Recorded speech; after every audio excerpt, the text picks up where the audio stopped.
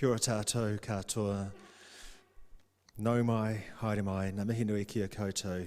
A very warm welcome to the Transitional Cathedral this morning as we gather for this seminar to discuss the End-of-Life Choice Bill. My role is to do a brief welcome and a health and safety announcement, and then Bishop Peter, who is here somewhere, will open with prayer. Here he is. Before we do that, I might just welcome our speakers, though. It's a delight to have the Honourable Nikki Wagner as our chair. Thank you very much for coming. And also the Honourable Ruth Dyson, MP for Port Hills, I think it's still called. So fantastic you could be with us. We have Graham O'Brien from the Interchurch Council of Ethics, and there's some long sophisticated name, but he's zooming in from Nelson. So it's welcome to you, Graham. Great to have you here. And Wendy Pattamore, who is a palliative care specialist. It's great to have you as well. In terms of health and safety, the toilets are in a separate building, corrugated iron one, so you just have to go out one of these side doors on the side of the cathedral that way and head over to the corrugated iron building, and that's where the bathrooms and everything are. What else do I need to say? If we have to exit the building really fast for some unexplained reason, you can see where all the exits are, where the green signs are, and if you come to one of those doors, you just push the bar and then you're out. And the gathering space for fire and any other reason for getting out is on the lawn on that side of the building. And if it's an earthquake, we know what to do in Christchurch: just drop, cover and hold. And I think that's all I need to say. If you do have children, I don't see any, but the toilets are regarded as public, so it's really important that they are accompanied by somebody. Don't let them go by themselves. I really want to acknowledge Ruth and Nikki, who are both concluding their time in Parliament. And I've worked with you both over the years, and I just want to thank you very much on my behalf, but also on behalf of the Anglican Church, for your service to Christchurch and New Zealand. Such an important role representing us in Parliament. We valued immensely your contributions to this city, even to this cathedral over the years. I know, Nikki, you've chaired the Cathedral Grammar School Board at some time and supported us in lots of other ways, and you still continue to do so. And Ruth, you're always wonderful turning up to our parish fairs and buying raffle tickets and winning and helping out behind the scenes in lots of other ways. You've been really hard workers for us, and thank you very much for all you've done. It might be worth acknowledging also today that Leanne Dalziel's husband Robbie's funeral is taking place at the same time as the seminar in St Michael's Church, and we will be thinking of them and keeping them in our prayers. So I think that's all I need to do by way of welcome, and now I'm going to hand over to Bishop Peter, who will offer a prayer, and then we'll be in Nikki's hands. Oh, by the way, one further instruction: we've only got one microphone that speaks through the system to the live streamed audience, and I forgot to welcome all those who are here on the live stream, so very warm welcome to you. This is the only microphone that we can use apparently at the moment today with our setup that will go through the live stream system, so we're going to have to pass the microphone around, or you may need to be asked to come up and speak from here if you have a question. Let us pray. Our gracious and loving God, as we address this issue today about life and the ending of it and our choices as free human beings, we ask for your wisdom, your light, and your inspiring love to help us as we make up our minds as citizens of this country. We thank you for the freedom we enjoy to have a democratically elected parliament, and from time to time to be able to contribute to decision making through referenda. And so we ask for your continuing work in our nation, and not only on the issue before us this morning, but on all the challenges we face through the pandemic. And we ask all these things in the name of Jesus Christ, through whom you came to share life with us. Amen.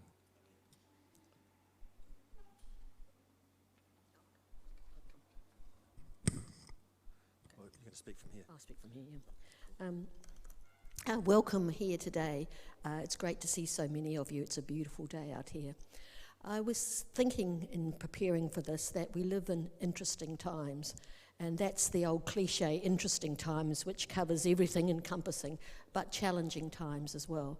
And so I hope that all of you are managing the uncertainty, knowing that we're still here and carrying on, and of course some of us have had great sadness.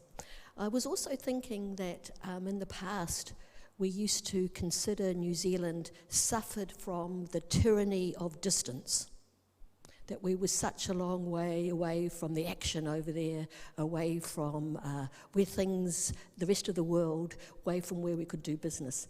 But somehow now I'm tending to think it may be the blessing of distance rather than the tyranny. So that's a positive thing. And I'm an optimist, and so I was also reflecting on some of the positives that we can take out of this situation. The fact that it's a slightly slower pace of life. The fact that a lot of us are home with our families. The fact, and something for me particularly, we may have more time to think. And so that brings us to the full circle that a lot of us have been thinking about this end-of-life bill and what it means for New Zealand, and I know it's important to all of us here. So I'm going to invite the Honourable Ruth Dyson to come and talk about the bill. It's been something that's been debated in Parliament for probably nearly 2 years, and it's caused an enormous amount of debate, very passionate arguments on both sides of the argument, and numerous contributions from the public, including emails to the end of the world. Our boxes are absolutely jammed with emails from both sides of the argument. So Ruth, you'd like to come forward and give us an outline?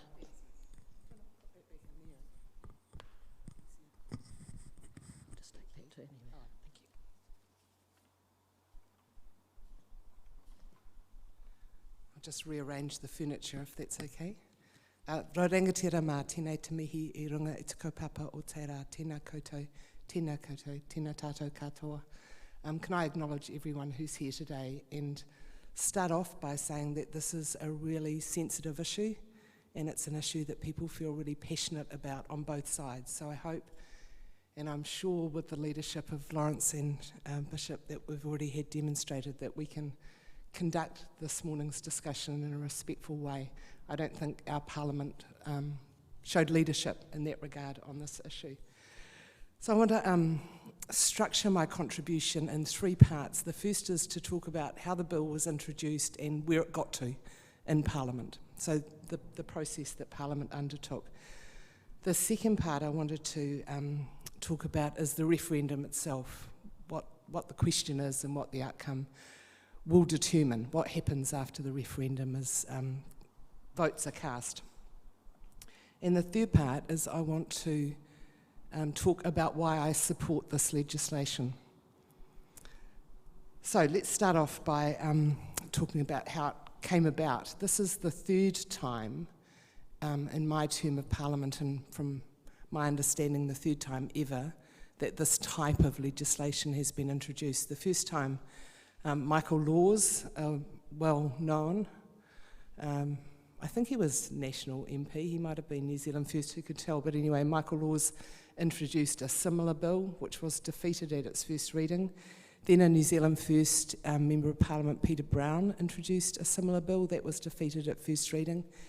And in June 2017, David Seymour, ACT Member of Parliament, introduced the end-of-life choice bill. They were, all 3 of them were members' bills, so none of them were government bills. There's 3 sorts of bills that can be introduced into Parliament. One is a members' bill, where any non-executive member puts a bill in and it's numbered, and then literally those numbers go into a biscuit tin and they're drawn out whenever there's a space on the agenda. It is literally a biscuit tin. So it was a members' bill.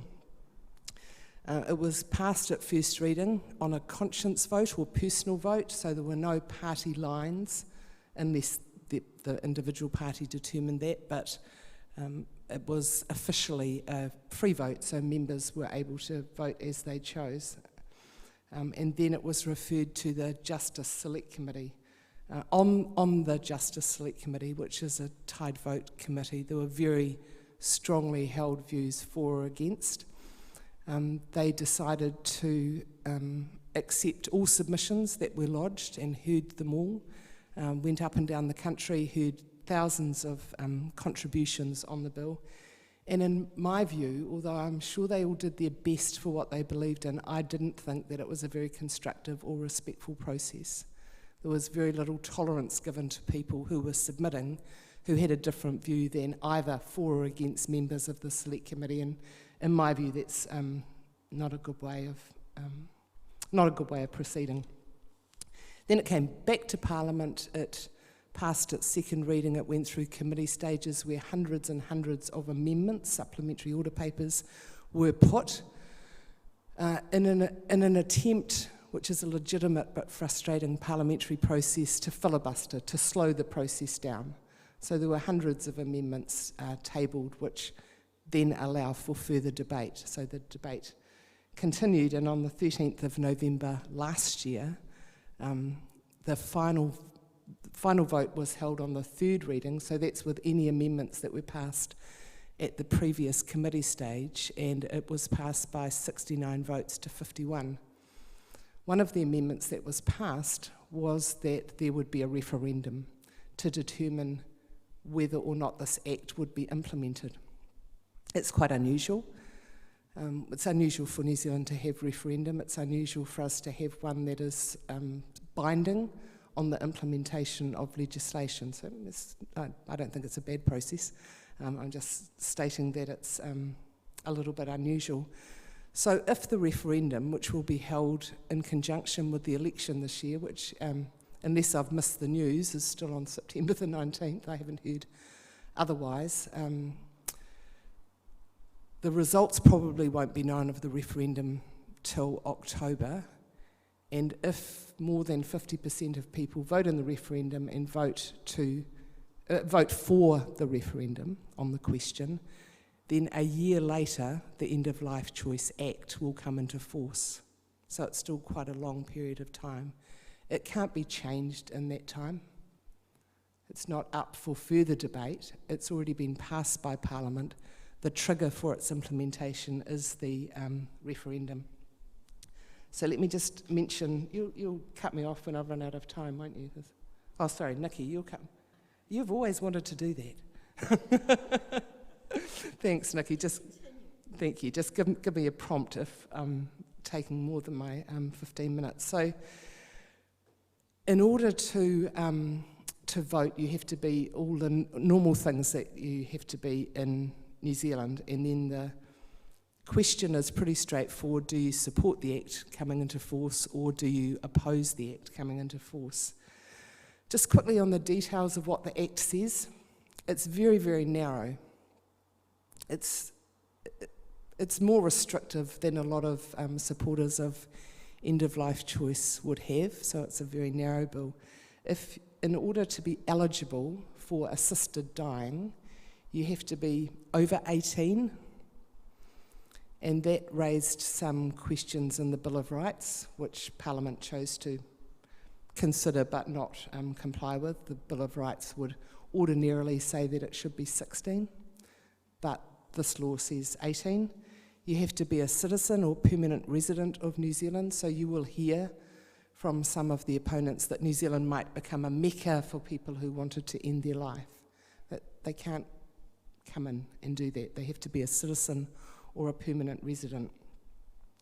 They have to have a terminal illness that is likely to end their life within 6 months.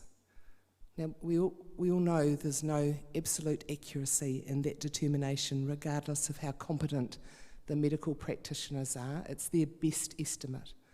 So they must have a terminal illness, and it must be determined to be ending their life likely within 6 months. They have to have a significant and ongoing decline in their physical capability. They have to experience unbearable suffering that can't be eased.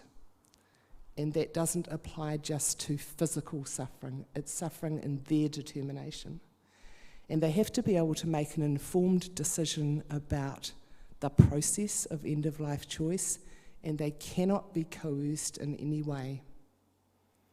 So a lot of the safeguards for want of a better term, that people raised during the select committee process have been taken into account by Parliament. So people said, what if somebody wants their rich mother to die soon so they inherit money, and they try and coerce them? That is the doctor and the independent doctor who determine their situation would have to stop the process immediately if there was any concern by them that that person was being coerced. I don't think it's generally New Zealand's nature to be like that, but there will be exceptions. There will be horrible people who might want that. The doctor would say any suspicion of coercion, they would stop it. So from my point of view, it's actually narrower than I personally would have liked, and I can answer questions on that if you want, but it's more important, I think, that we just stick to the facts of what's in the legislation rather than what others, including me, might have preferred it to be. So my final point, how am I doing for time? 2 minutes. Okay, final point is why I support this legislation. I voted for Michael Law's legislation. That's nearly unheard of. If any of you know Michael Law's politics and my politics, pretty unusual. I voted for Peter Brown's legislation at first reading, and absolutely unlikely, I voted for David Seymour as an ACT Member of Parliament legislation. My drive for supporting this law change is compassion. I know about palliative care, and I absolutely support the amazing work that people in palliative care do, whether it's in people's homes or in hospices or in hospitals. It's just extraordinary and makes dying perfect for many people. We all know we're going to die, but what many people have the fear of is how they're going to die. And I have seen the work of palliative care specialists. I think they're poorly funded. They should get more money. And I'll say that as a government member, and I have pushed for that over many years. But for some people, it isn't the answer. People have a lot of anticipation at the prospect of intolerable situations that they would find intolerable, not just in terms of suffering, but also in terms of indignity. And I think that's a really important point. So what is able to be tolerated by some people is not able to be tolerated by others, or shouldn't be forced on them to tolerate. So what ends up being an opposition to end-of-life choice is actually a duty to live rather than a right to life, and I don't agree with that. I remember reading some overseas studies, particularly the one in New Orleans, where they've had similar legislation for a lot of time. A lot of people applied for the end-of-life medication and were granted it and never used it. Knowing that they had the security of choosing when and how they died gave them the confidence and security to live the rest of their life in peace. It might have been a few months, it might have been a few weeks, it might have been a few days. But the fear of what they might have to face was taken away, and they never chose to use that medication. Whether because they found they could tolerate a situation they thought might be intolerable, or because nature took over what they had anticipated might have, for whatever reason, they never used it. And I think giving people that security and peace to live their life to the fullest, to the end, is a really important thing. I know that people, for religious or philosophical reasons, have great tension with this. And I respect that right, because those views are really important. I never dismiss them. For them, they wouldn't choose this option because they think it's wrong. But I don't think we should ever take away that option for people who don't share that religious or philosophical view, or who may share most of it, but not on this point. So for compassionate reasons, I support the legislation, and that's why I'll be voting yes in the referendum. I look forward to the other speakers, and I want to acknowledge Lawrence and others for your drive in putting this together, and thank people who came out despite this crazy circumstances that we once again find ourselves in. It is a really important topic, and I look forward to your questions as well. Thank you.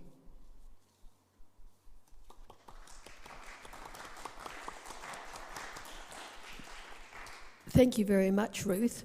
I'd now like to introduce the Reverend Dr. Graham O'Brien, who's on the television. Can you hear what's going on all right? Yes, I can hear you fine. Brilliant. Can you hear me? We can hear you. So you've got 15 minutes to give us your point of view now. Thank you very much. Great, thank you. Kia ora, everyone. It's lovely to be able to join you. Sorry I couldn't be there in person. It felt prudent not to try and fly around the country awaiting announcements. Thank you for outlining the bill, Ruth. It was a good discussion starter as we kick off today. I think for myself, again, I've got kind of 3 areas I'd like to cover. The first really is the intention of the bill, and we have to remember that as a society we're not actually voting on whether we agree with or disagree with assisted dying and the means of that, but we're actually voting on a specific piece of law. And this piece of law will allow another person, even if it's for the reasons of compassion and choice, to end the life of another person. So the phrase used for this is assisted dying. And it happens in 2 ways. The first is a medical practitioner or nurse practitioner can administer a lethal drug, or the person can receive the lethal drugs by prescription and take them themselves. And really what we're talking about are 2 practices called euthanasia and assisted suicide. And I think it's really important to acknowledge the actual terminology that we are using here. The intent is key, that actually if a drug is given to allow comfort or allow death to take its place, then that is actually a legal thing that we can have. We can have non-resuscitation orders, we can switch off life support, we can do all these things. But actually if we are administering a medication or a drug to end another person's life, then that currently is illegal in New Zealand and shows a sharp distinction in the law between caring for someone and the ending of a life. And this is really important because there are many polls that suggest that New Zealand, by and large, is very confused about what this law actually offers. 70 to 74% of people think that this bill actually legalises things that are already legal in New Zealand, such as switching off life support machines, disconnecting feeding tubes, not carrying out life-extending operations, and things like non-intervention orders or advanced care directives. These things aren't covered by this bill, and it's very important that we acknowledge what this bill is actually covering. It's also worth mentioning in terms of the intention that through the many discussions we've had both through the Health Select Committee with Marion Street's petition and the Justice Select Committee process, which Ruth Dyson carefully outlined, that actually the majority of New Zealanders in those submissions actually said, no, we do not want this legislation. Of the over 39,000 submissions, 91.8% of those submissions said, no, we do not want this bill. And of the doctors submitting, 93% of doctors said, no, we do not want this bill. So it's very important to realise that actually through the parliamentary process, the majority of informed New Zealanders have already said, we do not want this legislation for a whole range of reasons. And it's worth noting that religious responses to the bill only was cited by 10% of those who said no. So that still leaves over 80% of people saying no for other reasons other than religious views. And it's also worth noting that the majority of jurisdictions around the world who have looked at legislation very similar to this have equally said no to such bills. This is not a movement that's going around the world. So we need to ask, why have other places also said no to such legislation? There is in this legislation, even though at the moment it's very tight, when you look at similar legislation overseas, there is a logical extension to what's before us. And what we see overseas is really important, so we need to acknowledge the effects we see of such legislation. The first is that we do find changes of practice over time, even if the laws themselves do not change. There are generally a year-on-year increase in numbers of people accessing assisted dying through euthanasia or assisted suicide.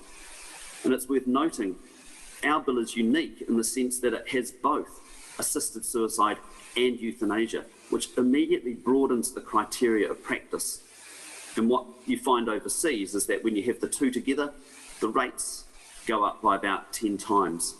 Most countries around the world that have approved such legislation only actually allow assisted suicide. We also find over time the normalisation and extension of criteria beyond the criteria of terminal illness.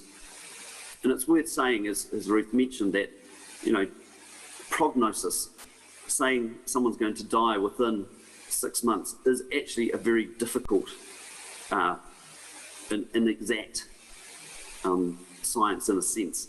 Most doctors would say the prognosis side is more of an art form. And in studies overseas, people have, yes, received medication and not used it, but some of those people have then died well beyond the 6-month mark, which the law should uphold. So some people have lived for more than 6 months, including years. So again, the prognosis aspect is a very difficult and at times fuzzy category. But overseas, what you do see is normalisation and extension of criteria to those under 18 years of age. And as has been pointed out, that's already been mentioned in our limit, where the Attorney General has suggested that it should be 16 or the age limit scrapped completely. An extension of criteria to those with mental health conditions, and that's around things like depression, post-traumatic stress, and other psychiatric conditions. An extension to people with disabilities, and that's a big concern from my reading and talking with people in the disability sector, because there's a fine line between being disabled and being terminal. This bill does not require any discussion of treatment, and so someone can stop a treatment they're currently taking or receiving, and that includes care, and therefore move them from being disabled or sick to being terminal and eligible for these practices. And overseas, particularly in the Netherlands and Belgium, we do see involuntary euthanasia, especially around the euthanasia of terminal dementia patients.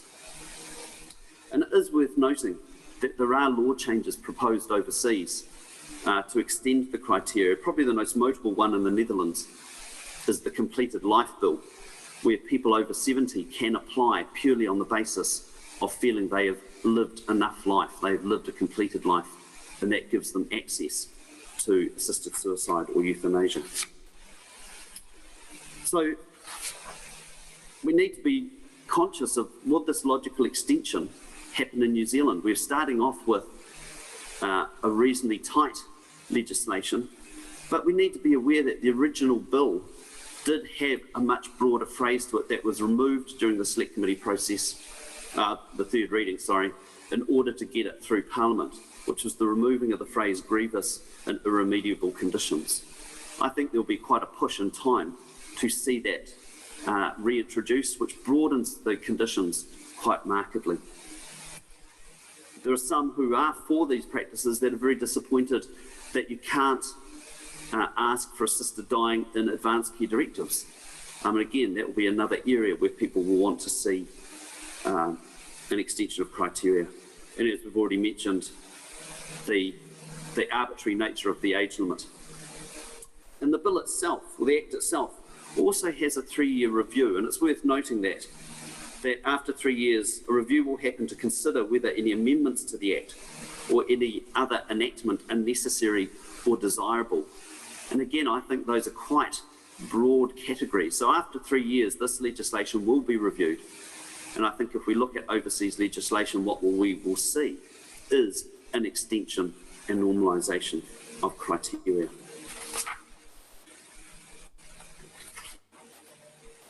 There's another issue around the issues of autonomy and choice, which are often areas that people express who support this legislation. This idea that we have a right to choose, and as we've heard from Ruth, that is in fact a compassionate thing to choose or allow people to have this choice. One of the issues we need to remember is that our rights or our autonomy are never absolute. We are not autonomous islands. We actually live in a society where my rights cannot conflict with your rights and choices. So we have to be aware of those around us when we make such choices as this. That actually rights, autonomy, choice, these are actually relational categories. They don't exist in isolation. And as I've said, there's a very fine line between being disabled and being terminal. But we also need to be aware of the power of suggestion. That actually, as a society, we could very easily, unwillingly be saying to groups of people, actually, it doesn't matter if you're around. And we're very aware from overseas studies that some of the major reasons why people want assisted suicide or euthanasia is because they don't want to feel a burden on their family. That's a significant issue for many in our society even today. But does this bill actually offer choice when we're actually only being presented with one option? We're not being told what the other options are, and the majority of New Zealanders aren't really aware of actually what the other palliative options are. As I said, there's no requirement for treatment options to be discussed through this bill. There's no compulsory mental health check with this bill. A mental health check is only required if the two doctors cannot agree on whether the person is eligible or not. There's no compulsory family consultation with this legislation, which means that an individual could seek this without the wider discussion of their family. There's no compulsion for the discussion of other end-of-life options. And in particular, there's no cool-down period with this legislation.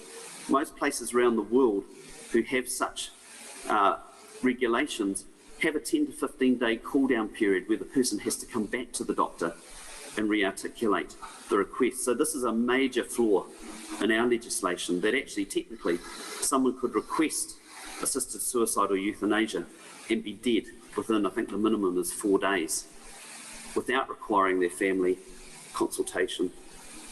So, there are aspects to this bill that I think most people would be quite alarmed about. And talking about compassion, and I think this is an area where religious views do come into play, there is actually an intrinsic value and dignity in a human life, regardless of our abilities or our situations. And we have to be aware of the care of the vulnerable in our society. So yes, we might enact this law for some, a small minority who might choose it, but actually in doing so, we could put a wider number of people, the vulnerable in our society, at risk. And one of the areas of risk is, again, there are some limited studies overseas that show that such laws can increase in some places the levels of unassisted suicide. Probably the most recent study was the US Disability Commission in October last year, 2019, showed that across the United States, the states that have assisted suicide laws, there's a 6%, on average, a 6% increase in unassisted suicide. So in New Zealand, I think we have to be very, very cautious about such laws that say it's okay for this person to choose to die, but it's not okay for someone else to choose to die. Are we making a normalisation of taking or allowing your own life to be taken, which could put in our very high suicide rates a big risk, I think, for New Zealand society? I think compassion denotes that we do not die alone, that actually the death process is a journey. And I know for some, the fear of that process might feel insufferable, but generally speaking, once people realise what the options are, and with our modern palliative care, many of those fears can be waylaid. Compassion is a journey, and it is costly for us. I completely agree that our palliative services are underfunded. And that's something I believe the government should look at, not just underfunding, but also access. It's very sporadic around the country, and going around talking to some of our rural communities, they do not have easy access to the top-notch palliative services they might require. So that's another issue of the cost that actually as a country we need to bear as we look at the options. 2 more minutes. Thank you. Do the ends justify the means? And I think that's a big question for us in terms of the ethical question. Do we have other options, and I believe we do, that can waylay the fears of people, where we need to do good without doing harm, and that unconditional love suggests that our care and compassion can be done without harm. Finally, it is worth noting overseas that a dignified or peaceful death is not guaranteed. In about 6% of cases, there are complications with assisted suicide or euthanasia practice. So again, it is worth being mindful of, this is just not about taking a pill and drifting off to sleep. There can be complications, including being in a coma and then waking up days later. So we need to be very mindful of this practice being, in a sense, touted as the panacea to suffering, because suffering is a much broader category and takes a wider range of practices and care for us to journey through that process together. Thank you.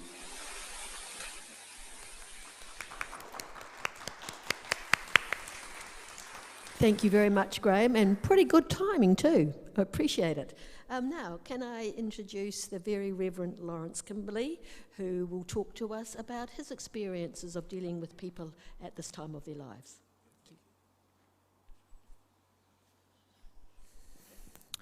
Thank you very much, and I'd like to acknowledge previous speakers, and also that this is a very sensitive issue that we are contemplating and debating.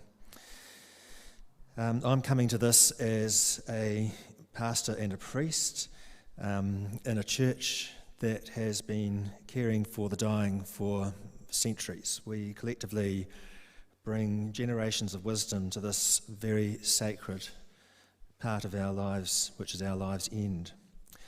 The core questions for me coming into this discussion are how do we want to face death in our society? And also, what kind of society do we want to be? Those, for me, are very important questions coming into this. A little bit more about our church. We're in the Transitional Cathedral. This is an Anglican church. We have a particular way of working, which is quite fascinating, which means that in general, our church tends to be a broad tent. We're used to holding many different views within our faith community. We are the product of the 16th century Reformation and the Elizabethan settlement. And Queen Elizabeth's first policy was to herd everyone together, not to force everyone to agree with one another, but as long as they prayed the same prayers on Sunday. So we've got a fascinating way of working, but it could be quite a gift. But it means that our church is used to robust debate and the art of persuasion when it comes to facing moral issues. Occasionally we don't agree on things. On many issues we bring the wisdom of generations into contemporary questions. When it comes to the kind of society we want to be, one thing we do agree on across the diversity of our church is that every person is treated as being of inestimable value at every stage of life, regardless of race or gender. And I think we have lived this out in this country in lots of ways. We've been leaders in the terms of the equality of women in this country, and we should be really proud of that. We're one of the first countries to make it possible for women to vote, for instance, and our church was also one of the earliest to ordain women as well.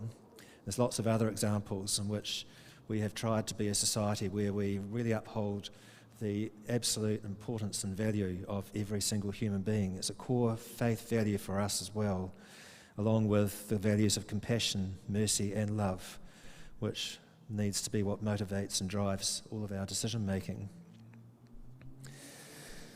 So I'm coming at this bill also as someone who has difficulty with this, and I want to be clear about my agenda because I'm going at the moment to a vote no to the referendum, because I believe in the holiness of human life, that our lives should be lived until they end naturally, and I struggle to see how, at the moment, this bill will contribute to us being a more compassionate society. I'm worried that it will have the opposite effect. And I want to tell you a story, and this is a true story, and it dates back to when I was a young priest. And in my training, one of the first things I began to see was that when people are dying, there can be some very interesting and convoluted politics in families and in people's close family networks. One of my parishioners was an elderly lady in advancing years. Her mind was really sharp. She was very intelligent. She'd had a professional career when she was in her prime. But the time came when she had a health issue and she needed to go into care. Within a week of her moving into the rest home, I was contacted by the rest home management, and they said that there was a very close associate of this parishioner of mine who was taking the lady down to the bank every week and getting her to take money out. And there was this large sum of money that should have been there to look after my parishioner in old age, and it was all gone. So everyone was shocked. I was shocked. This person's family was shocked as well. We all we were running off to lawyers to find out what our options were and things, and we wanted to assess our options. But the lady herself at the centre of this said that she didn't want to take any further action. And the issue was the power of shame, because she didn't want everyone to see who her network of friends had become. And that has left an indelible mark on me. So when we have a bill that says, it's really clear that there's be no pressure on people, and they have to be able to make their own decisions, and they have to be informed decisions, and there has to be independent doctors who check this. To me, the power of shame, though, can mean that there is hidden pressure around a person that will not be able to be detected. So that's one of the things that's informing my view at the moment. After a while, if this bill passes, there is a chance that assisted dying will become normalised. If you are a person who is well-resourced, used to being in a position of power or strength, able to make decisions, this kind of choice would seem okay. But coming back to Graham's point about how this might impact on other people in society, if you are vulnerable and powerless, assisted dying becomes more normalised in our society. Is it now going to change to be the responsible thing to do, or the most dutiful thing to do, or the expected thing? And I would hate that to happen in our society here in New Zealand. Already, because of the big gap between the wealthy and the poor, there is a sense in which I detect that the more vulnerable people in our society are being treated as having less value. And I would be really worried about that coming into this dynamic as well.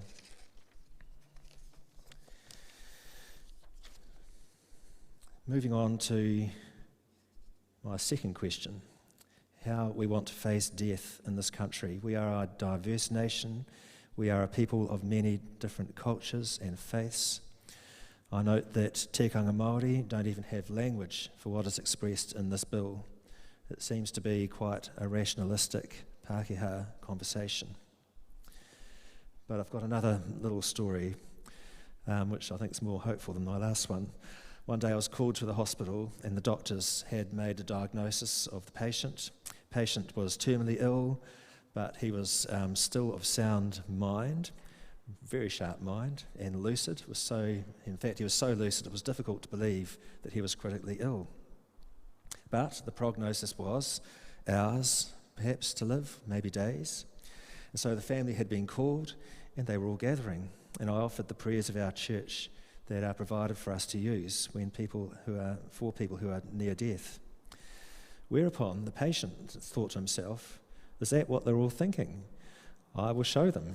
I'm going to, by sheer willpower, order breakfast in the morning, get a newspaper, and incredibly, this person recovered and actually lived for another 2 years. So it comes back to this question about, whether or not we can determine how long people are going to live. So in my experience, the people who have had the most satisfactory, if you like, is the best word I could think of, experiences when they're facing death are those who are able to accept what is happening, talk about their fears and their hopes, and perhaps their last hopes. And when all this is attended to well, the journey to death can be one of the most moving and sacred times that families go through. Old wounds healed, past wrongs forgiven, relationships restored and renewed. Some of the things that happen in these last days are really beautiful. And it also somehow can be a time, even when death is imminent, that hope flourishes. Good pastoral care, where there is careful listening, where issues of grief, where the issues of fear and loss of hope can be taught through sensitively, help the dying face these fears. And in the Christian perspective, there is always hope. Now, I've seen many times when the dying are provided with good holistic care, they are brought to a place of peace where relationships are healed and enjoyed prior to death, and their circumstances are dignified, pain is controlled. And when all that is in place and the dying feel supported by their families and loved ones, there is seldom talk about requesting physician-assisted dying. I want to commend the work of hospices in this country. They do an amazing job. They have specialist palliative care professionals. They journey with people who have suffered the most painful cancers. I've been so impressed with the standard of care and the degree to which they can make sure that pain is managed and family and whānau have space to do what they need to do. I'd love to see us as a country, even if this bill is passed, fully fund our hospices and make them much more available and spend more on training palliative care physicians. It'd be really good if we could put our energy there. My strong desire and hope is that instead of normalising our ability to assist people to die, that we as a society learn how to face death better, to take time to listen and grow, that we invest properly in palliative care facilities and the training of palliative care health professionals. Thank you very much.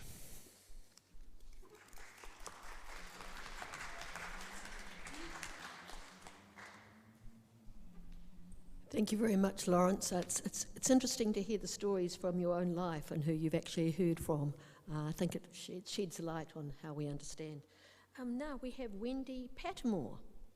Wendy is a palliative care specialist in Christchurch. I'm not quite sure where. She'll probably tell you. So here's your point of view. Kia ora.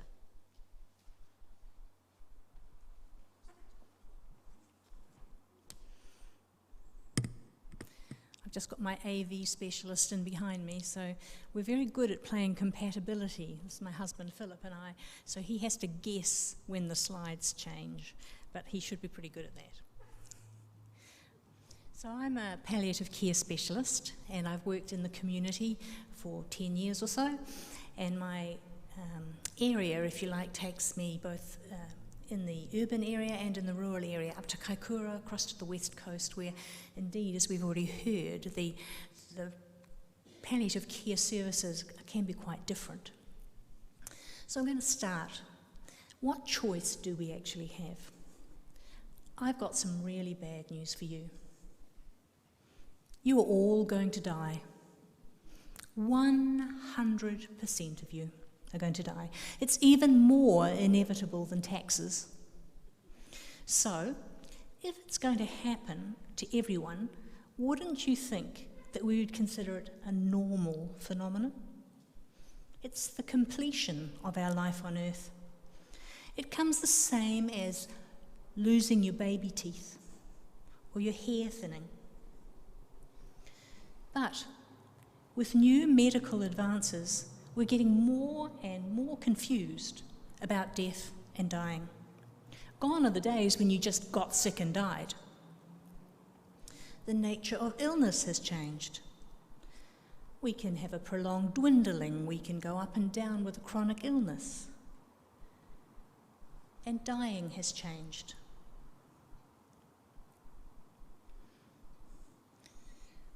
Palliative care is trying to respond to these changes and uses the tools of modern medicine to meet the needs of the dying people, to relieve suffering, but to enhance living. Ruth mentioned that the anticipation of dying is a real fear, and I agree with that.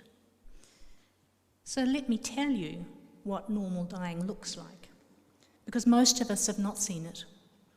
We've been overwhelmed by the TV version of it, or maybe we've seen a single emotionally charged event and we've got nothing to compare it to. So our service, the palliative care service, in Canterbury, sees 80 to 100 deaths per month. My experience is that the closer a dying person gets to death, often the more tightly they cling to life. They'll not be dismayed that their world is shrunken. They will enjoy what they have. I recently had a lovely man who was clearly dying of his cancer. He indicated that he needed a gun put to his head. However, when I suggested that he might like to come to the hospice so that we could take care of him, not to hasten his death, but I wonder whether he thought so, he said, "Oh, I'm not ready for that yet." He wanted to feel better in his illness, not to end his life. So dying is actually usually gradual and gentle. A person slows down. Their world contracts. They're more fatigued. They sleep more and don't feel so refreshed. They don't want to eat or drink very much or at all. And this is all the body's preparation for dying. Then the times of sleepiness become more like unconscious episodes with times of lightening. People can appear confused at times because their brain begins to shut down, but they still relish the company of loved ones and people who are close, and they enjoy things like their animals, the music, television, books, spiritual disciplines. Then they slip into unconsciousness and lose some of the reflex functions that happen without thought, like clearing your throat or coughing. And so this can lead to noisy breathing, which is so distressing for those people watching. Then the breathing changes. It becomes slow and irregular, then with pauses. Again, those automated responses are closing down until one breath becomes the last. We use medications at times to alleviate what the patient thinks or wants to be relieved of. Things like vomiting or pain or confusion, always with the intention of providing quality of life so that the person can participate with others in these final scenes. My brain works in images, and I love the sea. So when I envisage death, it's of the tide gently going out. Sometimes it's obvious, sometimes imperceptible. Now, I wouldn't be so brash as to say that every death can be distress-free and peaceful. However, most are. Of course, there are always differences of perception, and there have been deaths that I've thought have gone wonderfully, but relatives believed that the person suffered horribly. Who's right?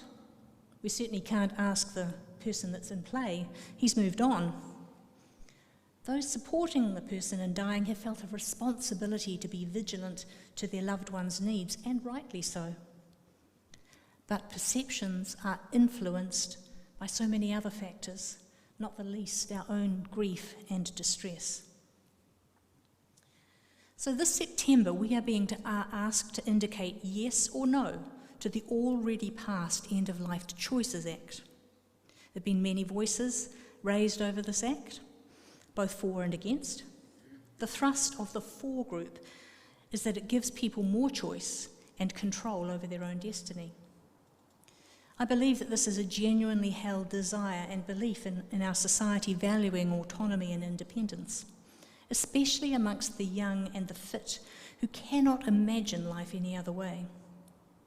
So when we're able to run in the park and go to work during the day and then go clubbing at night, we can't believe that life could be anything other than doing these things. But interestingly, we adjust as our bodies age and change. And there are new and different things that enthrall us, things you would never believe when you were 20. But this act does not give more choice, despite its name. Firstly, we're all going to die. There's no choice in that, so that's not changed.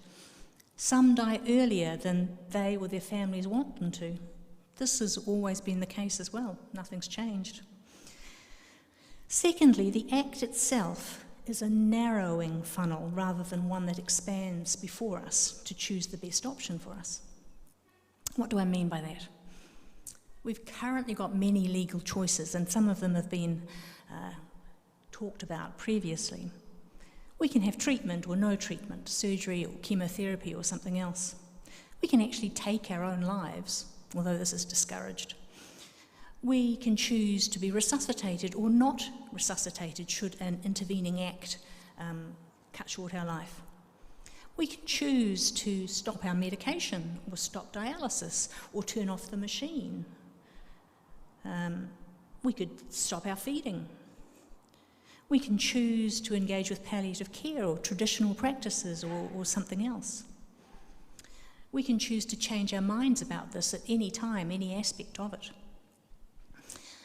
We can choose to live at home or in a facility or in a caravan, to sleep in our own bed or in a hospital bed. We can choose to be in Christchurch, in Karamea, by the Waimakarere. Some of this may appear trivial to you, but believe me, it's not. If the act comes into law and we use it, we lose some of these choices. We actually can no longer choose where we die and with whom, surprisingly, at least not totally. We are limited. The act sounds as if it should be an exit strategy. When a person has had enough, they can climb the mountain, spiritual or physical, and give up their ghost. Actually, you have to predetermine the day and time you actually want to do it. You might actually feel better on that day, or your grandchild might have just announced that they got engaged and you want to hang around a bit. But too bad. You can say no, but then you have to go through the whole thing again if you want to. Also, the act requires that a doctor or nurse practitioner has to be near at hand through the whole time of your dying. So either you're in a facility, as yet undetermined, with said practitioners around, or less likely at home where a doctor or nurse practitioner is employed to remain with you for as long as it takes. And depending on the method requested, it can be up to 4 hours post-ingestion of the drugs. This is recent data from Victoria, and still with some distressing noises, I understand. The funding issues around both of these possibilities has not even begun to unfold. Will insurance pay for it? Is it part of the already overstretched DHB budget? And we've seen where that's taking us in Canterbury at the moment. Or do you foot the bill, making it inequitable and again the realm of the rich?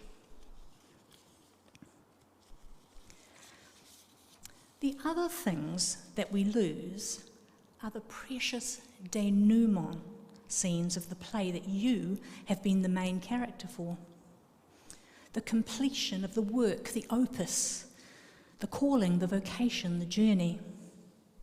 It's where things are brought to an understandable end, or the preparation for the next episode. The denouement can be sad or scary, hard or joyous, but it's important.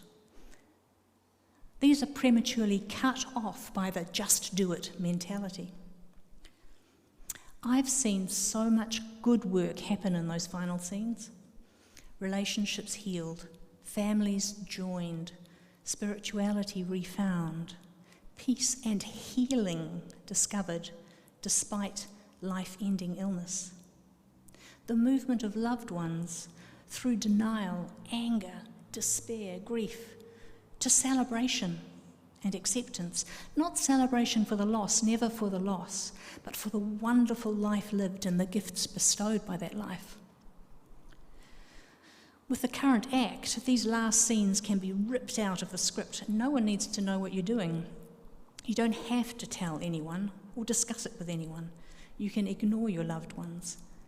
But what of compassion there, of community, whānau, araha? You lose the choice to be an influencer, an educator, an inspiration for those watching and following on. We are left with the falling action of the story arc and don't get to the completion. I want to tell you a story too about a special person, Millie. Not a real name. Millie was 34. She had widely spread rectal cancer. There was no reason for her to get it. It was just a really bad hand. She was an incredible athlete, a multi-sport athlete. She just got married to the love of her life, and she proudly showed me her wedding photo. She looked gorgeous. She knew she was dying, and she wore her wedding dress around the house as much as she could so that she could enjoy it for as long as she could. They had just bought the house together. And although pain, surprisingly, is not always an issue, in this picture it was. We managed it in discussion. She chose to put up with quite a lot that I wouldn't have chosen so that she could do things. But then things got worse. Her bowel perforated. Pain was terrible, and we had to make some choices. We needed to hear the goals of care for Millie, what she wanted. How could we together, medical, family, Millie, achieve these goals for her? There were complexities. The family was complex. The treatment was complex. And she didn't want to leave her much adored husband. But with honest and kind communication, Millie chose good pain relief, even if it meant she was more sleepy and at times unconscious. This is not euthanasia. It's potentially reversible. It allows the disease to progress to a natural end. It doesn't hasten death. It allows time for the words to be said and the grieving to begin. Millie died a couple of days later. It was beautiful. There were tears and there was laughter. She was pain-free and peaceful. The people who loved her were not burdened by her state, but counted it a privilege to care for her over this time. A person is a complex entity in both their living and their dying. The completion of such an extraordinary living should be allowed with time, love, dignity, compassion, a celebration of even a short life lived. We already have the choices. Not let's get it over with and let's move on. We need the kindness, the compassion that comes with allowing a peaceful but complete ending.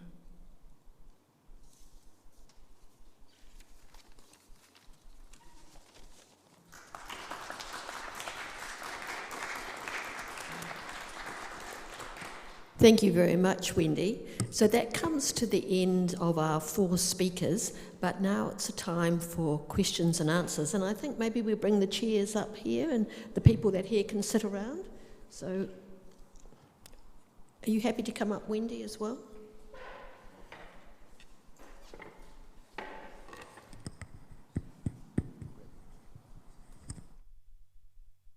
Pass the microphone from one to another. Right, where would you like to sit?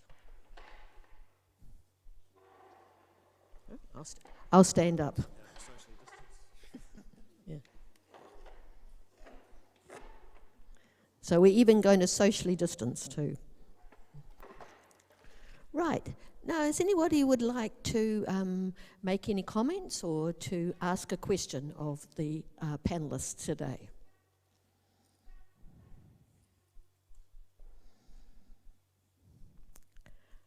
Well, I might start by asking a question.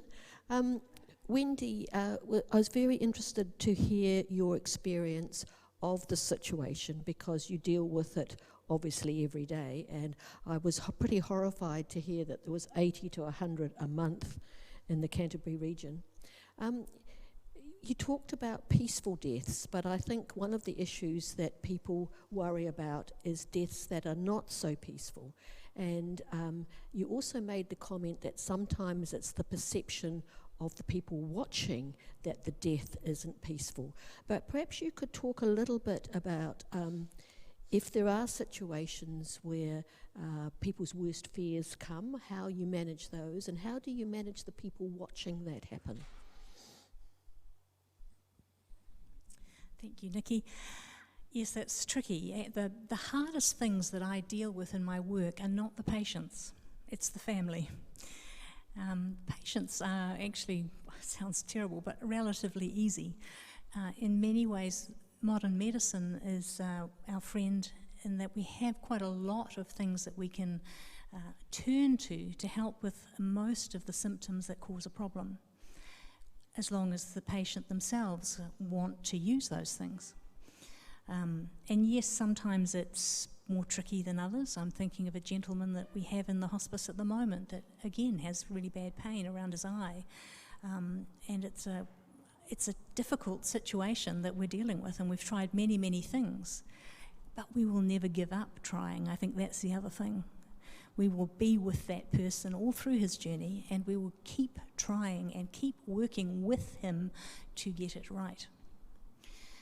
I think that working with the families is definitely the most challenging part, because their perceptions, I mean, I've sat around so many beds where they say, you wouldn't do this to a dog, and it, to my mind and my eye, it looks like the patient is actually continuing their journey quite nicely. Yes, they're making quite a bit of noise usually, but and it's frightening for the people watching. But in fact, the person themselves has no knowledge of this, and they are peaceful and pain-free. But talking with honesty and kindness and working over time with these families is what makes the difference. Thank you. That does raise a real issue in terms of the tension between families and the person who's actually dying, isn't it? And whereas we all believe in customer-centred and patient-centred, in actual fact, the people who are going on to live are the ones that really have to manage the emotion. As you say, the person who's dying is already, on the way out. Would you like to make any comments about that, Lawrence? Just ask the hard question. Yes. Well, I've had a similar kind of experience as well. So, and I've also been alongside people who've been really had some horrible conditions that they are living through, and which is causing their death. In nearly every circumstance, the times when people say, "I wish I could die," is actually much earlier on, when they are still coming to grips with what's happening, and there's a period of loss of hope. But if there's really good support around the person, in the end, that request for or wish they could die now just disappears out of the conversation. But it does more tend to hang there in the family, and often actually what I spend more time doing is helping them with their journey. So I would echo what Wendy's just been saying.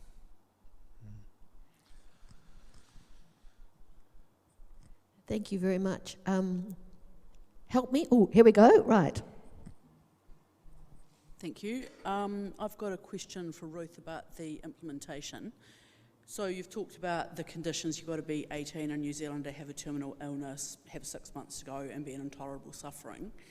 Can you sort of get signed off before that intolerable suffering starts? Like, say, for example, if you're told you have pancreatic cancer, can you go and say to the doctor, well, I've heard this is a really nasty thing to die of, so I would like to do all the paperwork now, and then when the time comes where you suddenly go downhill and you're in the intolerable pain, it's all done? Or do you have to wait until you get to that point? And from what I've seen, sometimes people are at home for a long time, then suddenly they sort of crash, they go to hospital for 3 days and they're dead, and there's no time to do that. So, just wondering how it works. So did everyone hear the question okay? Great. The answer is no, you can't do an advance directive. You have to meet all the criteria, and the doctor, your own doctor plus an independent doctor, both have to sign off that you meet all the criteria. So that's why some of the concerns that that all three other speakers, to a less extent, some I think are not warranted. People who ask for this end-of-life choice medication meet all the criteria. They then determine when it's used, if at all. The concern about, if I can just go back a question, the concern about not being required to consult your family, I think is really important, because what I don't think Wendy covered off quite well enough, was the fact that this is the law about what is required by law, and the medical practitioners, and Wendy will know this much better than me, have their own standard of ethics and best practice. And I would say that in every instance, you correct me, it's your area of expertise, but I would assume from what I've seen in other situations is the doctor would say, it would be really helpful for you if you talk to your family about this. You don't have to, but don't you think it would be a good thing to talk about? Now, if the family are supportive and loving, as we'd all want, good, they'll do it. But if they're the sort that Lawrence indicated, that they might be off down to the bank with the credit card, you're not likely to talk to them about it. So the law requiring something is different than medical ethics and best practice. And in my view, family would be involved if that's what the person wished, but we shouldn't require that by law. We shouldn't be interfering in a situation like this and saying you must talk to all your family about it. Could I comment? I just wanted to I just wanted to add, I agree with Ruth, the implementation is something that we have no idea about yet. There's if this referendum passes, there's a year lag to actually get the implementation up and running. And I've been watching what's been happening in Victoria, and let me tell you, there was a mad scramble to figure out how it was going to be done in the time frame that they had. So I think there's a lot of unknowns. There's going to be a lot of debate. There's going to be a lot of law and lawyers involved in how this implementation is going to go on. But yes, I agree with Ruth. I would always suggest that people talk about it. Absolutely, it's just not required. Yeah. Thank you very much, Wendy. Graham, would you like to say something now? I think, my one challenge to Ruth's comment about, yes, you can't have this in advanced care directives, but one of the clear things in this law is that suffering is self-defined. It's not defined by the doctor, it's not defined by a specialist. The only person that defines the level of suffering is the individual. So rather than this being something that happens right at the end of the death process, because suffering is self-defined by the law, it really front ends the request of this process. So even though it might say, you might assume that someone receives a prognosis of terminal cancer, actually at that point, I believe they could request it, because they could say, actually, that request, that prognosis of terminal cancer does place me in a position of suffering. Might not be physical suffering, but it could certainly be existential suffering. And there's no requirement for the doctor to talk through the treatment possibilities, etc., etc. So I actually think this will bring the process much earlier, and the person can request it much earlier because the suffering is self-defined. The other issue about leaving the doctors to determine the medical ethics, perfectly acceptable, but the New Zealand Medical Association in their submission have already stated that even if it becomes legal, we believe it is still unethical. So this is the Medical Association representing over 5,000 doctors in New Zealand is saying, actually, we still believe this law is unethical. So I believe the doctors have already spoken on their view of the ethics of this legislation, that actually on an ethical view, in their perspective, it would be untenable. Thank you, Graham. Any other discussions? Yes.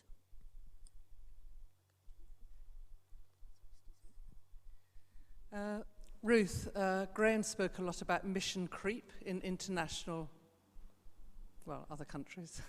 What gives you the confidence we wouldn't also experience mission creep in this law in New Zealand?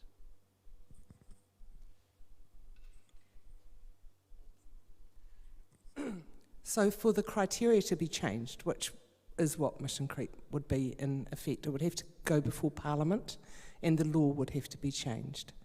So that's a process that I think we should support.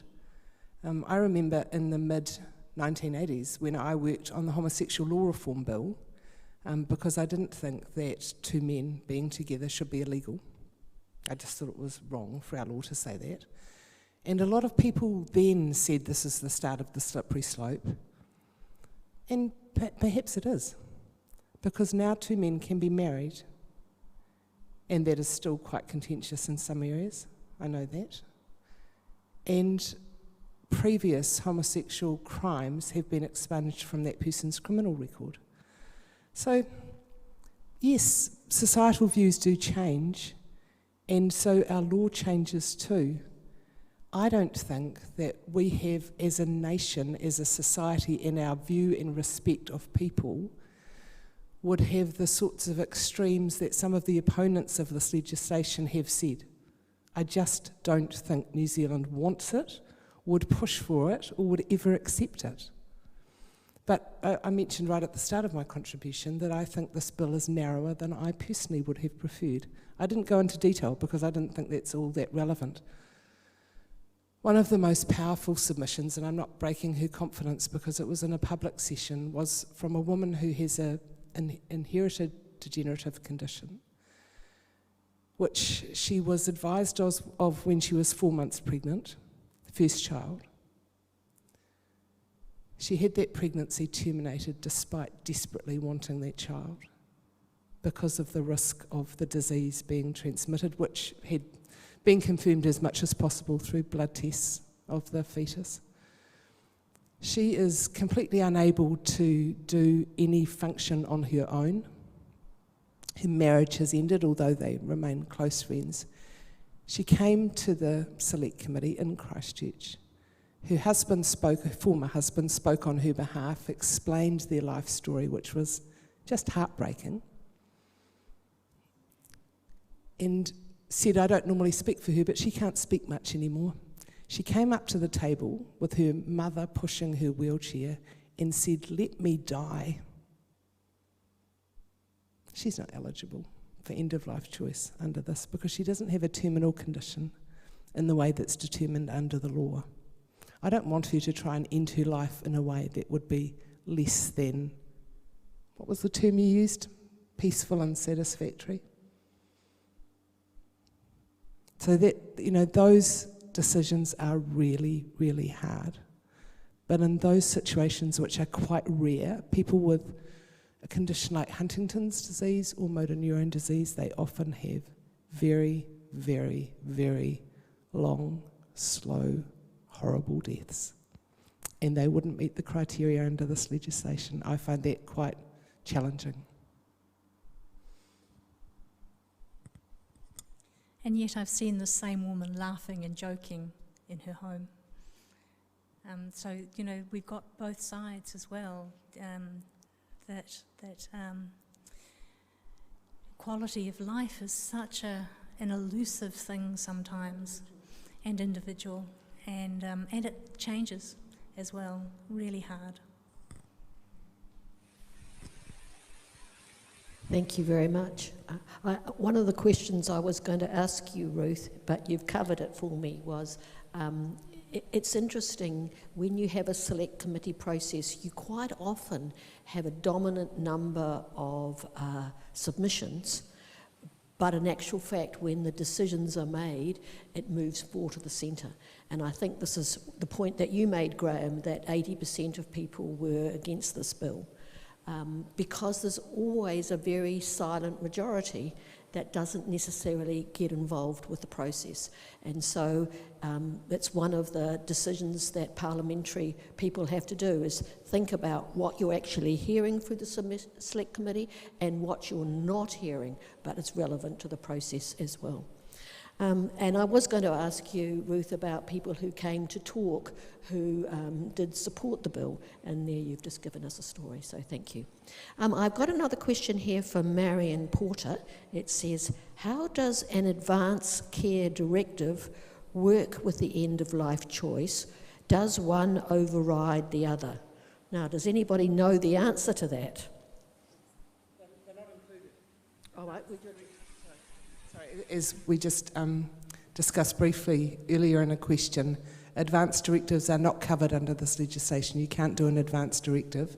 You have to specifically approach your own doctor and the independent doctor to determine if you meet the criteria for end-of-life choice medication. So an advance directive is something you're allowed to now, in the same way as Graham said, your family can turn off your life support.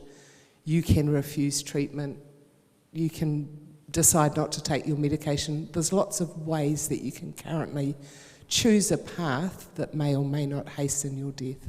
So there's lots of those options available. This bill has nothing to do with the advance directive. It's worth noting. Sorry, it's not a bill. Sorry. Thank you. Yeah, Graham, do you want to say something? Sorry, yes please. Be my guest. Yeah, thank you. I have the button on screen. Try not to be rude. Yeah.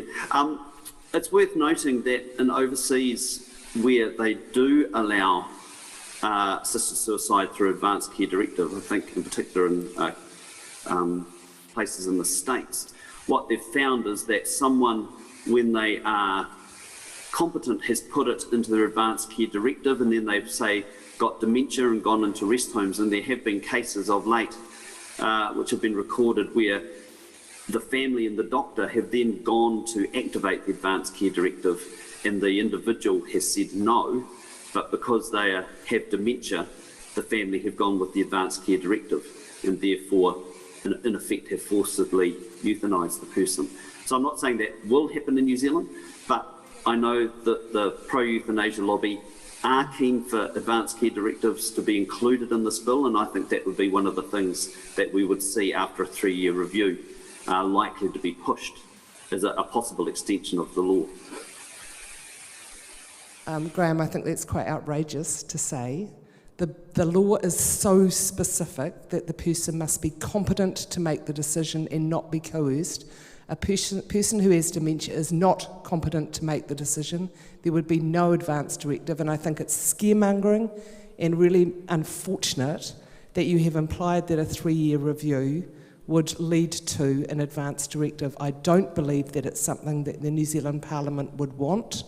I'd be really surprised. I won't be in there, but I would be really surprised if anyone would say that an advance directive which directly undermines the need for competence would be part of New Zealand law ever.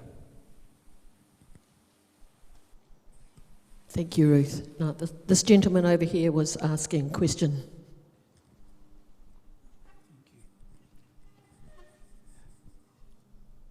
Yes, the whole thrust of this legislation has focused on the individual who is dying.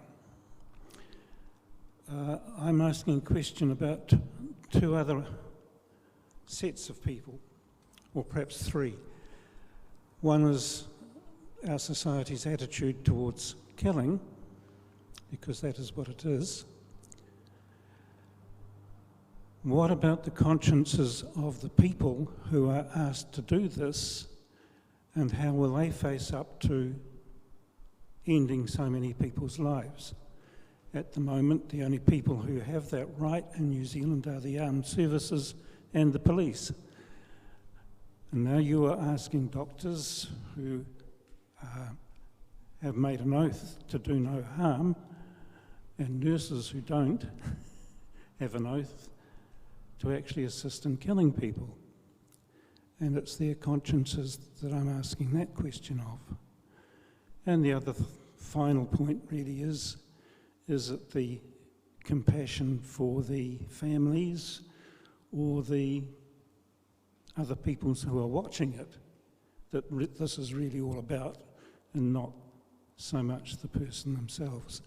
So those are the three aspects I'd just like to raise, which haven't been mentioned. Thank you. We might start with Lawrence on that one. We'll go and then we'll go right across, okay? You want to go first? I can't speak from the point of view of a medical professional, but Wendy could do that. But I think that we've already alluded to the fact that the dynamics of the family that are around a person are really, really important, and they also need good care in the process when someone's dying, and that is definitely part of what I would see my role to be, is to hear their concerns and listen to them and pray with them as well. So they're on a kind of a different journey, although it's interconnected with the person who's actually dying. The law actually is about the person themselves, and that's what's being addressed. It's really about how do we help and support whānau and family when they're alongside one of their own people who are facing death and who may be suffering. And we do what we can to help and support them and love them through it. Speaking from the medical point of view, doctors, in fact anyone, has the right of conscientious objection. So we don't have to be involved. We do have to, if somebody directly requests this service, then we have to refer them to another body that can then can talk to them about it. And from overseas experience, and also just the conscientious objection, also recently there's been a judgment that has come down that suggests that some institutions could also, such as a hospice, could choose to be a conscientious objector as well. This again is all in kind of the working out stage. Overseas we've seen, and I'm sure we will hear, see a huge variety of what people feel about this. Some actually have had post-traumatic stress disorder from it. Others feel that they are doing something great. And it's kind of hard to know where people would lie. I can just talk personally. I cannot imagine from my experience in life that I would be comfortable in any way deliberately ending the life of somebody. Just one final point. So if the law is passed and implemented, then obviously what the church is going to do is adapt its pastoral care practices to enable us to remain alongside the person who's dying and has made a choice and their family in the usual way. And we've always done that. We'll carry on doing that. So I think the points have been pretty adequately covered. As Wendy said, all medical practitioners have the right to conscientiously object and not be required to proceed with administering the end-of-life choice medication, and I think that's entirely appropriate. It's an issue on which doctors, as is obvious, have divided views, and it's not something that the Parliament decided should be imposed on any doctor, so I think that's really good. I'm interested in Lawrence's comment because it's entirely up to individual churches or individual priests, ministers, vicars to decide how they want to undertake their role. There's no requirement in the law for them to alter or change or be part of any of this procedure at all. It's entirely up to them as individuals or them as a church. In terms of the family, I totally agree with Wendy. Most people in this room will have had some experience of being with someone or near someone who has died. I certainly have had a lot of that experience. And I think that supporting the families to know what's happening in advance as much as possible, for them to be supported, for them to be well informed and feel as if this is a normal part of your life is really, really critical to their ongoing well-being. The person is going to die. The family are the ones that live on, and they're the ones that need the ongoing support. Graham, would you like to add to that or not? Just reiterate the comment that yes, doctors can object, but the law does then require them to refer to a group who have a list of doctors that will be willing to enact the request if the person meets the criteria. So for some doctors, even that act of having to refer feels like a bit of a challenge because there's a sense that I have to refer. There is a sense of kind of complicity in that. Again, one of the difficulties with the law is that, as Wendy intimated, we don't have the full process of how this law will be enacted. And for example, if someone requests assisted dying and for whatever reason is denied it, there's actually no structure in the law to support that person to come to terms with, okay, what does being denied for whatever reason that request mean? And again, there's just a whole lot of unknown processes around this, and that's one of the difficulties, I think. We have a law that says things fairly black and white, but actually the outworking of that law and the processes around that law at the moment are very largely unknown. Thanks, Graham. You want a question? Yes, kia ora. Kia ora. No, mine was just a more general question, which I don't seem to be able to find an answer from people that discussing the upcoming election. Are these referendums binding? Because the two referendums, I'm referring to. They are binding, aren't they? Yes, they are binding.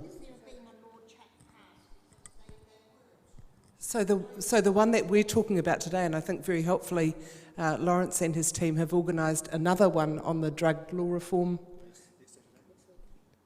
Same time, same place, next week, next Saturday. So come along for the discussion on the cannabis law reform referendum. But in an unusual process in New Zealand, this act is the law. The End of Life Choice Act has been passed by Parliament, but will not be implemented until a referendum triggers it. So if the referendum fails in terms of support, the Act will not be implemented.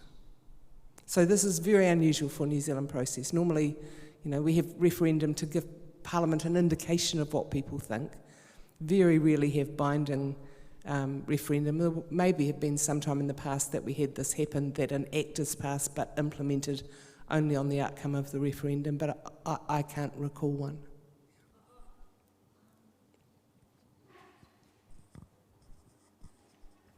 Sorry, I'm hard of hearing and waiting for hearing aids, so I really just needed a more or less yes or no answer because other people, it is binding. So when was that law passed? Because it wasn't passed in New Zealand before. What the law says is that if the referendum supports the law, in a year's time it becomes active. So you've got till the election and then another year.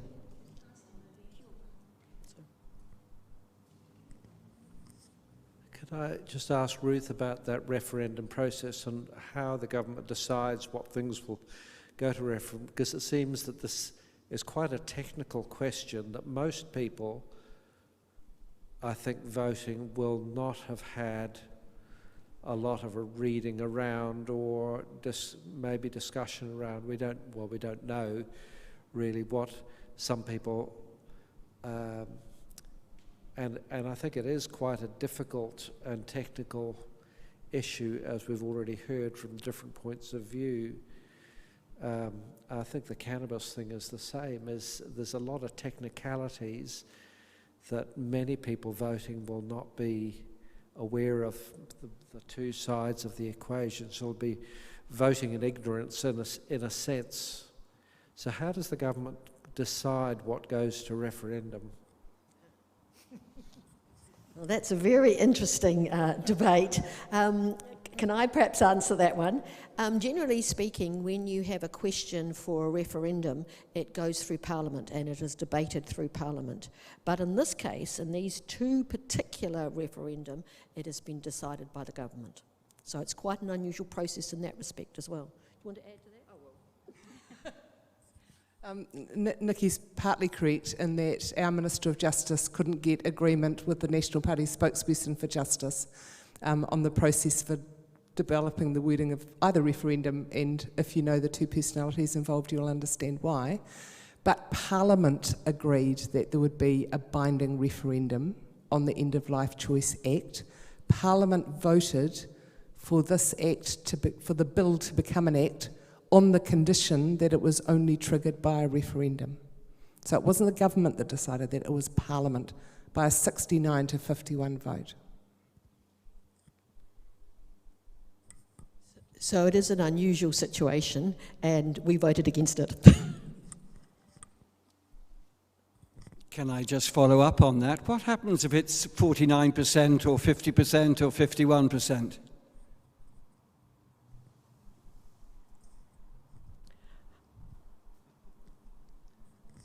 So if it's one vote over 50%, the act is implemented. Can I just go back to your point about people being confused, wasn't the word you used, but complex issues, or, sorry? No, I was thinking of another word, but I have spoken at a lot of meetings on this topic because people are interested in the facts and why people speak for and against, and I've spoken on a number of similar panels to this and heard all the various contributions. I think people are really thirsty for information about the referendum, and I am confident that a large number of New Zealanders will go to the vote being informed about it. It's a really straightforward question. I've got it here. So on the End of Life Choice referendum, it says, if you vote yes, I support the End of Life Choice Act 2019 coming into force, or no, I do not support the End of Life Choice Act 2019 coming into force. So that's pretty clear. That's the wording on the referendum. I don't think it's complicated. And I think a lot of people are really trying hard to find out more information about the facts and then determining their position. Thank you very much. That assumes they know what the bill is, doesn't it, though? It assumes they know what the act is. I've just got one question here first. This is from Sam Williams, I think. Is there anything written in the legislation about the relationship between the medical professional and medical profession or person and the patient regarding the end of life? For example, can I ask my GP, who I've known for many years and may be sympathetic to my sickness, or a doctor who I have never met before? So, does anyone want to answer that one? You actually can ask both, in actual fact. So whoever is appropriate to your request.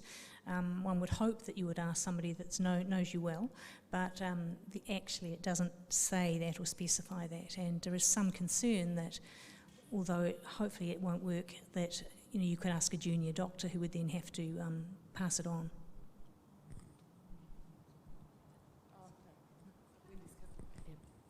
Okay, so it can be in either case. Right, sorry. Question for either Nikki or Ruth, or both. My understanding is that the demand for a referendum really flowed out of a particular mix of the current Parliament. one party may or may not have kind of hijacked the numbers to make sure it happened. We'll have a new parliament. We'll almost certainly have a different mix. If the referenda, or I'll focus on the first one, the referendum failed, is there any reason why Parliament couldn't go back to the legislation and remove the referendum trigger clause, so in fact the Act would prevail?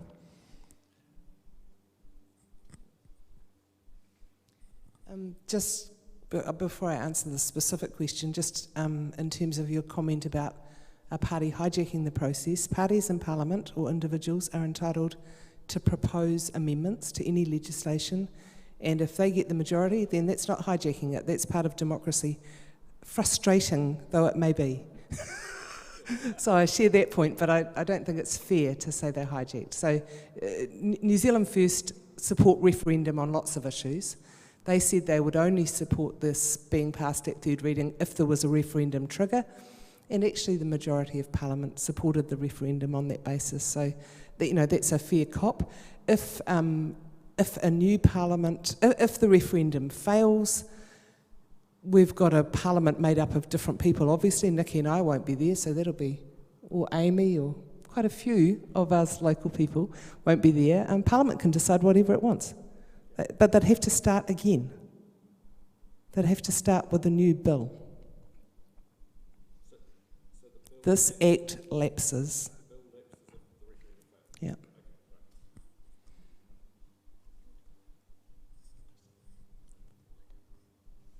Any more questions?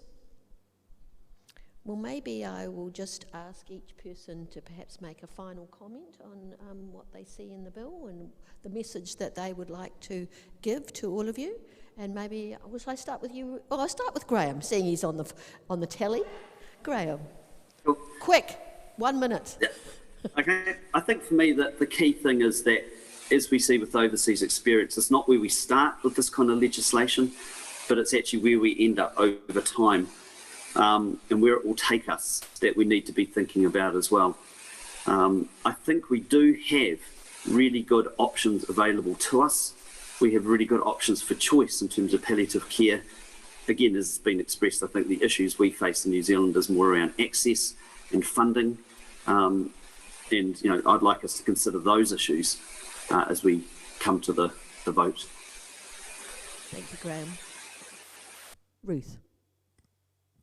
So just in quick response to the 2 points that Graham's made, I think the slippery slope argument is really a bit of scaremongering, because for any law to change, it requires Parliament to change the law. That's our democracy. It doesn't just happen overnight. You don't wake up in the morning and the law has changed. Parliament changes the law. So I think it's unfortunate to use that line. In terms of full funding and accessibility of hospice, this is not an either or. I am absolutely committed to continuing to push for better funding for hospice and for better access, whether it's, for palliative care, whether it's in a hospice or in your home in the community. I think that's absolutely essential. This is a space in our end-of-life choice which is missing and in my view needs to be filled. It's not an either or. It won't be acceptable to many people who will just say that's not what I want to do, that's not how I want to die. That's fine. But for the people who want to choose this, having medication to determine the time and how they die, I think is an option that we should give to people. Dying is normal. It's part of life. It's been hidden and we need to bring it out into the open. And I fear that this Act actually makes it more hidden and doesn't make it open any longer. Dying takes time, it takes compassion, it takes love. And that's what I would advocate, not a get it over with attitude. Thank you. I think I want to echo that point. I think that we've become a little bit of a death-denying society. It's time for us to overcome that, to trust the dying process and to allow our lives to end naturally. So thank you very much. I think that's been a particularly interesting discussion, and we've covered a lot of ground. And I think it resonates with all of us that it is an important decision that we make when we go to the polls, whenever that's going to be. And as we know, the process is that it's binding after a year. I'd just like to take a moment to thank Lawrence and also Gareth, who Gareth in the back, who has organised this today. I think it's really useful to have this opportunity. It answers one of the questions about being informed, so that people do know how people feel and they can look at the issues right across the board. And I would recommend that you come next week to find out about cannabis and the law around that. So thank you all very much. Thank you. And I'd like to add my thanks to all of our panellists. Thank you so much for making time to come to be here. Totally respect fully all the views that have been expressed here. This is a place where we can have these kinds of debates, and it's healthy that we do so. And I'd like to add my thanks and acknowledgement to my colleague Gareth Bizet from the Theology House, who's Director of Theology House at the Anglican Centre. Thank you very much for your support and help.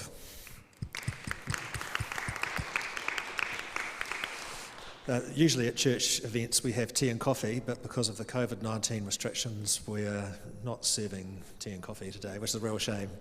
If you go to a cafe somewhere where they can actually have tables and do all the proper procedures, then you're most welcome, but we're not set up for that, unfortunately. But thank you everyone for being here.